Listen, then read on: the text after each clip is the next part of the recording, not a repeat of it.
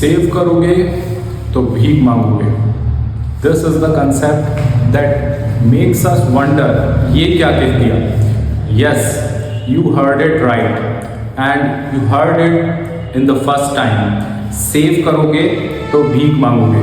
जितनी ज़्यादा सेविंग्स का हम सोचते हैं उतना ज़्यादा हमारा जो है हाल बेहाल होता जाता है। This is the concept of economics which is teaching us a wonderful thing. Economics we call it paradox of thrift. Why the word paradox is used? क्योंकि here we are not doing anything wrong, even then we are going to suffer. If somebody is saving money, it is not wrong, it is not unethical. Those who do not take commerce as a subject and they don't study economics, they can never understand why savings are bad, why savings are not preferred by the great scholars like Prophet Muhammad. He said, if you spend more, you will be rich. Spend more and become rich, and save more and you will suffer. So Prophet Muhammad said this to his friends. He used to, we Muslims call them Sahaba. He said to Sahaba कि खर्च करो गनी बन जाओगे, खर्च करो गनी बन जाओगे। Ghani word is rich, used for rich. So spend and become rich. So this concept of economics teaches us the same thing that Prophet Muhammad taught to his friends 1400 years ago. So why this concept is important? Let's learn. Supposing, let's learn this example with a chain of connection of people who transfer money from the transfer of money from one person to another. Let's suppose there is a wholesaler of products, and these wholesalers, shopkeeper, barber, milkman, teacher, or any company manager are the people who are tourists. Tourist is not a profession. Being a tourist is not a profession.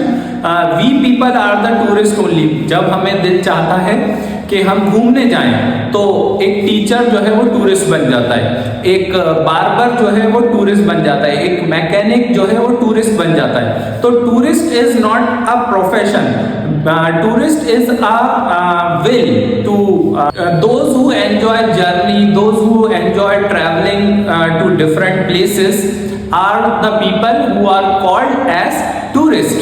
So this wholesaler and his wife and children made a plan to go somewhere, है ना, to calculated the amount they are going to spend over there, and said to his wife कि अरे यार बहुत पैसे खर्चा हो जाएंगे।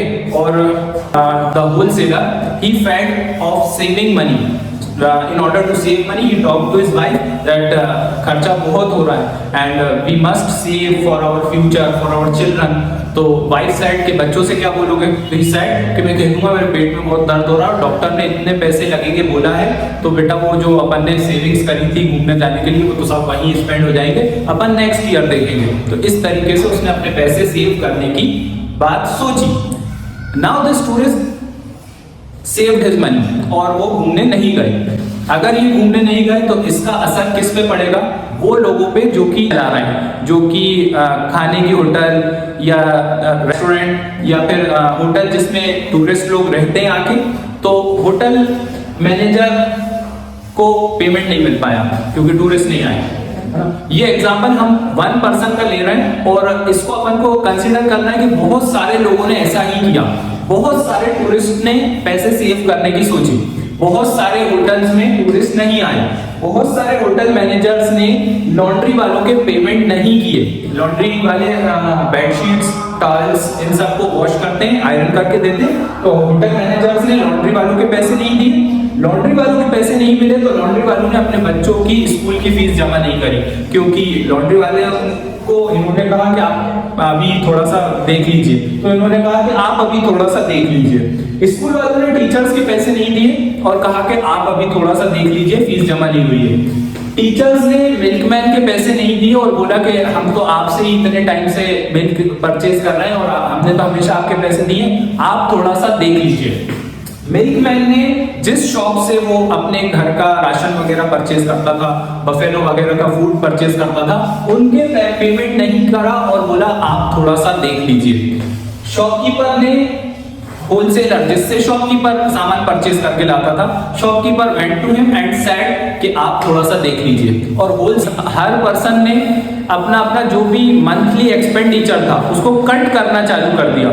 जो जितना एक्सपेंडिचर करता था, सपोजिंग टीचर जो है वो 1.5 लीटर मिल्क परचेज करता था, तो ही सेड कि भाई अब से हम जो है 1 लीटर ही परचेज करेंगे क्योंकि सैलरी रोक रहे हैं स्कूल वाले। स्कूल वालों ने जो है लॉन्ड्री वाले के बच्चों को बोला कि अगर फीस जमा नहीं करोगे तो नाम काट देंगे, और अगर नाम काट देंगे तो आगे की फीस भी इनकी रुक जाएगी। तो धीरे धीरे what happened in this chain, सबने एक्सपेंडिचर अपना कट करना चालू कर दिया। लॉन्ड्री वाले ने जो भी वो जहां से भी सामान परचेज करता था, मान लीजिए इसी शॉपकीपर से ही परचेज करता था, तो इसने कम सामान परचेज करना चालू कर दिया। इसकी दुकान से कम सामान बिक रहा है तो ये होलसेलर के पास कम सामान खरीदने जा रहा है। तो इनडायरेक्टली जिसने वो सेविंग्स करना स्टार्ट करा था उसी पे उसका भार वापस आया। तो what we understood through this topic कि सेविंग्स करोगे तो भीख मांगोगे, राइट? जितनी ज्यादा हम सेविंग्स करने की सोचते हैं उतना ज्यादा हमारा जो है सेविंग्स और कम होती जाती है। बिकॉज सपोजिंग पहले 20,000 रुपए स्पेंड करता था, now he reduced it to 15,000, तो ये 5,000 जो इसने सेव करेंगे वो नेक्स्ट चेन में नहीं पहुंच पाए। अब इसमें अगर 5,000 इसके पास कम आए हैं तो ये नेक्स्ट उसको कैरी फॉरवर्ड नहीं करेगा। तो एक्सपेंडिचर कम होने से मार्केट डिमांड कम हो जाती है, प्रोडक्शन कम हो जाता है, प्रोडक्शन कम हो जाता है, तो जो भी सेलर्स हैं वो अपने जो भी उनके अंडर में लोग काम कर रहे हैं उनकी सैलरीज रोक लेते हैं, और इनडायरेक्टली जिसने वो सेविंग स्टार्ट करी थी सैलरी उसकी रुक जाती है, और वो जो है फिर काम ढूंढता है या तो जॉब छोड़ देता है, जॉब छोड़ देता है तो जिसने सैलरी रोकी थी वो और सैलरी नहीं देता है, तो सैलरी नहीं मिल पाई क्योंकि सेविंग्स करना चाहिए थी, तो पूरी एक सैलरी चली गई। तो दिस इज द चेन जिसमें कोई भी पर्सन गलत नहीं है, एवरीवन इज राइट। यहाँ पे हमने कहीं नहीं डिस्कस करा कि किसी ने किसी के पैसे खा लिए हो। That's why this concept is known as paradox of thrift.